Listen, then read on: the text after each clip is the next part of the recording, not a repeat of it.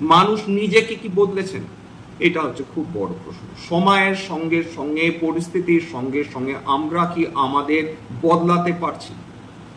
আমাদের বন্ধু, আমাদের শত্রু নিজেদের মধ্যেই রয়েছে উপস্থিত।